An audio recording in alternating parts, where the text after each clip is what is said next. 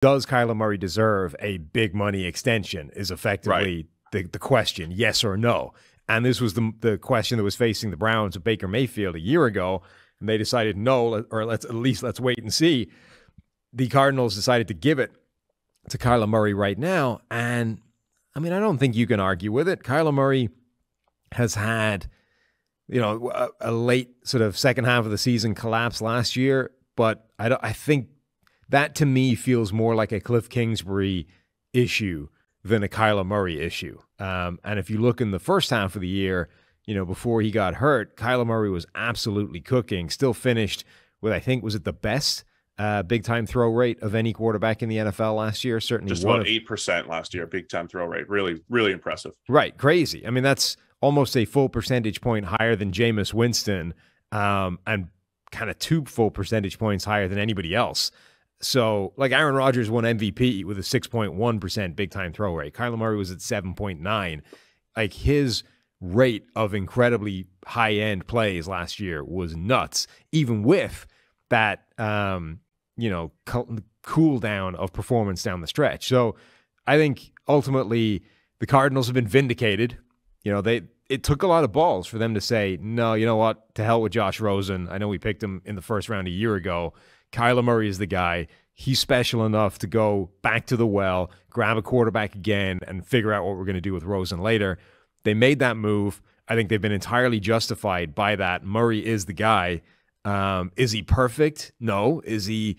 Does he have some things to work on? Absolutely. But he's justifying of this deal, and now they just need to institutionally figure out why the team can't sustain playing well down the second half of seasons.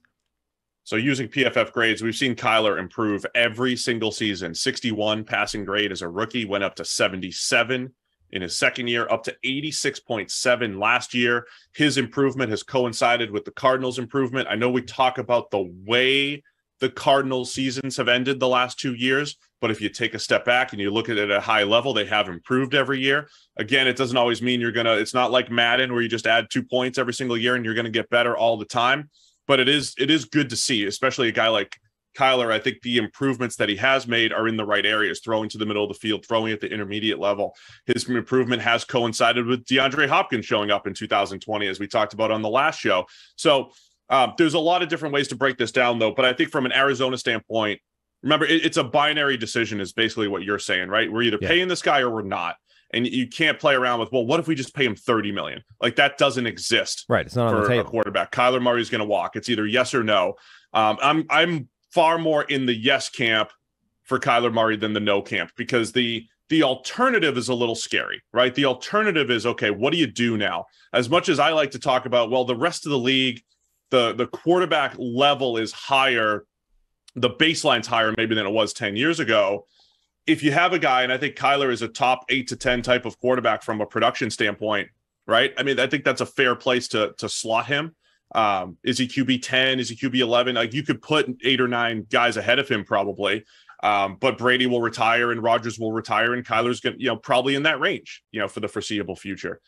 The alternative is, purgatory again, and being in that middle ground with a cheaper quarterback. And that's a little scary. So I would pay for the certainty, knowing what you have financially in Kyler Murray, and then you just gotta make good decisions, building that roster around him with what you have left in resources. Imagine a world where instead of Arizona sort of stumbling into the playoffs and backing in and then just getting whooped, imagine a world where they actually hit the playoffs playing their best football. Kyler Murray was playing like he was at the start of the season, and all of a sudden the Cardinals are like a live Super Bowl contender based largely off the play of Kyler Murray at quarterback. Like that. That's what you're paying this money for.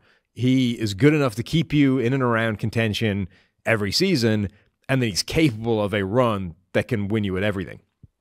And the other point, as a player, he can win in different ways, right? He is one of those guys, if you do choose to build the run game around him, he can run the design run game, he can scramble, he can steal yards on the ground and be that type of threat. You mentioned the big-time throw rate. That's because he is such a good deep ball thrower, but he has improved at the intermediate level. He's a pretty good short thrower. So he's got all of the skills. So look, I think I'm on board with Kyler Murray as a player.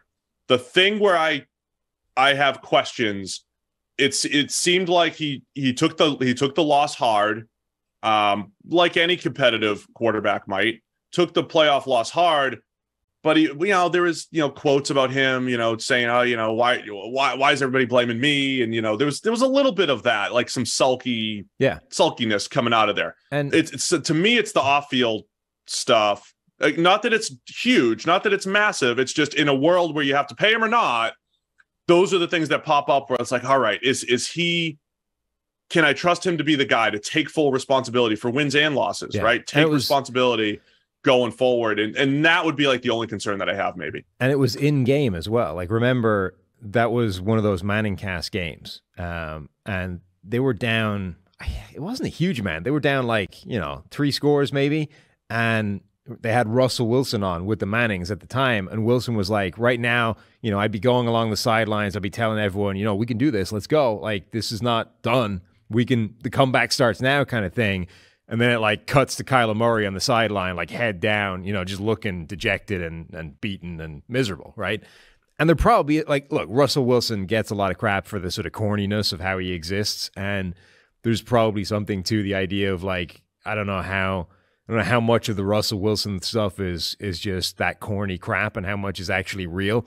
But there probably is something to that those quarterbacks, whether it's Tom Brady, Russell Wilson, the guys that have executed stupid comebacks like that before, it's because they don't ever think it's done. Like Tom Brady wasn't sitting there looking up at the scoreboard in 28-3 going, oh, well, like I had to lose one eventually, He was like, no, look, this is the start, right? It's step by step, we'll get back into this. Obviously, in that game, Kyler Murray didn't feel that. Now, is that a permanent sort of aspect of his disposition? Is he a quarterback that, gets in an ugly situation and doesn't feel that he can come back from it and blah, blah? Or was that just a learning experience and this is part of Kyler Murray's growth and how he'll get better? And, it's a fair point to say that that's a separator between Kyler Murray and Aaron Rodgers or Tom Brady or like these quarterbacks who have done things like that and, don't obviously have their heads drop when the situation's bad, but it doesn't preclude him from doing that. It's not like the thing that should cost him this contract.